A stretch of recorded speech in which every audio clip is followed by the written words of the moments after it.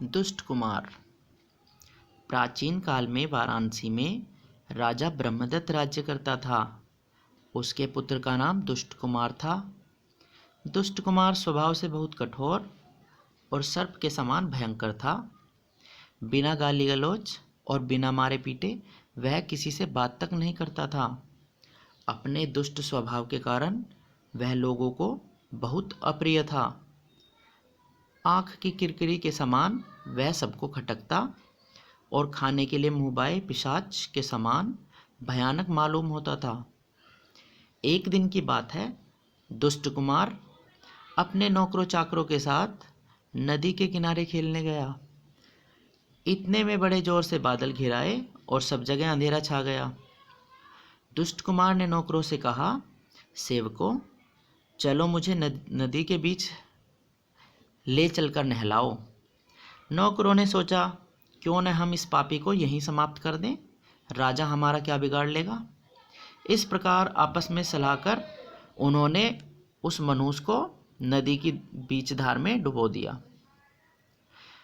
घर लौटने पर राजकुमार के बारे में पूछा गया तो नौकरों ने कह दिया कि हमें नहीं मालूम वह कहाँ है।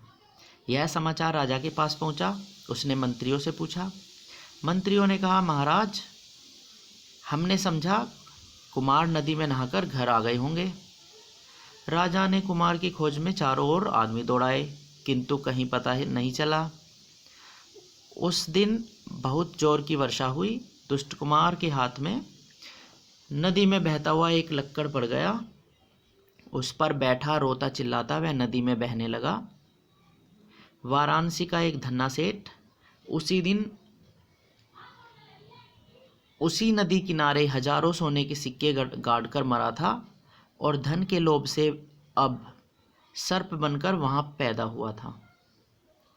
वर्षा के कारण सर्प के बिल में पानी भर आया और वह भी नदी की धार में बहने लगा। नदी में बहते हुए उसने इस लक्कड़ को देखा और उसे पकड़कर वह उसके एक कोने में बैठ गया। इसी नदी के किनारे एक चूहा रहता था।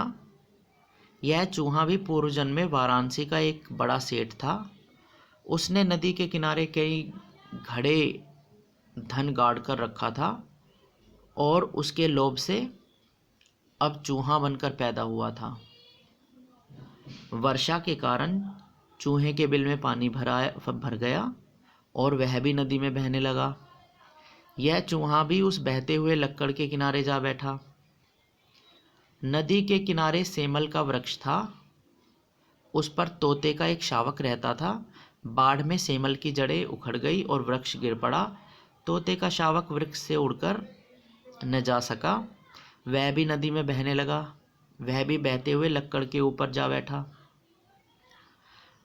उस समय एक भिक्षु नदी के मोड़ पर अपनी पर्णशाला बनाकर रह रहा था। आधी रात को वह इधर उधर टहल रहा था। इतने में एकाएक किसी के रोने का शब्द सुनाई दिया। बाहर आकर देखा तो एक आदमी लक्कड़ पर बैठा नदी में बहा जा रहा है। भिक्षु ने सोचा, मेरे रहते हुए इसे अपने प्राणों से हाथ धोना पड़े, यह ठीक नहीं। अतएव नदी से निकालकर इसकी रक्षा करनी चाहिए। भिक्षु ने वहीं से चिल्लाकर कहा, डरो मत, डरो मत। और वह तेजी से पानी की धार को चीरता हुआ लकड़ी के पास जा पहुंचा। लक्कड़ के पास जा पहुंचा। लक्कड़ के सिरे को उसने जोर से पकड़ा और खींच कर नदी किनारे ले आया। भिक्षु ने देखा कि लक्कड़ के ऊपर राजकुमार के अतिरिक्त एक सर्प, एक चूहा और एक तोता भी बैठे हुए हैं। उन्हें उठाकर वह अपनी कुटिया में ले आया। उसने आग लगाई और उनकी परिचर्या में लग गया। भोजन खिलाते समय भी भिक्षु ने सर्प आदि का ही अधिक ध्यान रखा। भिक्षु का यह आचरण राजकुमार को बहुत बुरा लगा। उसने सोचा, देखो इस पाखंडी को, मुझ जैसे राजकुमार का ध्यान न रख, यह पहले इनकी सेवा करता है। कुछ समय बाद चारों स्वस्थ हो गए तो उन्होंने अपने घर जाने की इच्छा प्रकट करी। सबसे पहले सर्प ने उठकर भिक्षु को नमस्कार किया।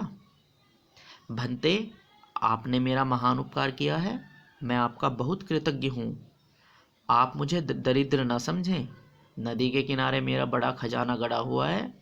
आपको यदि कभी धन की आवश्यकता हो तो आप उस स्थान पर आकर दीर्घ कहकर पुकारे, मैं आपकी सेवा में उपस्थित हो जाऊंगा।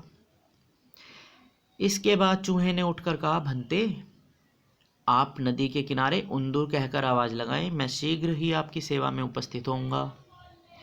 तोते ने भी कृतज्ञता जताते हुए कहा, तपस्विन, मेरे पास धन नहीं तो क्या, मैं आपको जितने चाहिए रक्तशाली दे सकता हूँ।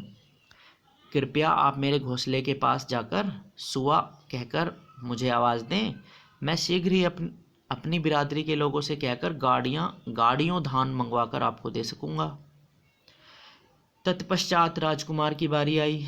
राजकुमार ने मन ही मन सोचा, यह तपस्वी बड़ा पाखंडी है, जब यह मेरे घर आएगा तो मैं इसे जीता नहीं छोड़ूंगा। उसने कहा, भंते, मेरे राजा होने के बाद आप मेरे यहाँ अवश्य पधारें, मैं आपका बहुत सत्कार करूंगा। कुछ समय बाद भिक्षु ने सोचा, चलो इन सब की परीक्षा करूं और देखूं कौन कौन क्या करता है। सबसे पहले भिक्षु सांप के बिल के पास पहुंचा। आवाज़ सुनते ही सांप तुरंत बिल से निकलकर आया और कहने लगा, महाराज, मेरा सब धन स्वीकार कर कृतार्थ करें। भिक्षु यह कहकर चल पड़ा कि फिर कभी आऊँगा। चूहे और तोते ने भी भिक्षु के प्रति अपनी कृतज्ञता प्रकट की। भिक्षु ने उन्हें भी वही उत्तर दिया। कुछ समय बाद भिक्षा मांगते हुए उसने वाराणसी में प्रवेश किया। उस समय राजा अपने हाथी पर बैठकर बहुत से नौकर चाकरों के साथ नगर की प्रदक्षिणा कर रहा था। भिक्षु को दूर से आते हुए देखकर उसने सोचा, यह वही पाखंडी है जो मेरे घर मुफ्त में रहने और खाने के लिए आ रहा है। अतएव इसके कुछ मांगने के पहले ही इसका सिर कटवा देना चाहिए। राजा ने कर्मचारियों को संकेत करते हुए कहा, देखो, यह पाखंडी मुझसे कुछ मांगने आ रहा है। इस मनहूस को मेरे पास न आने दो।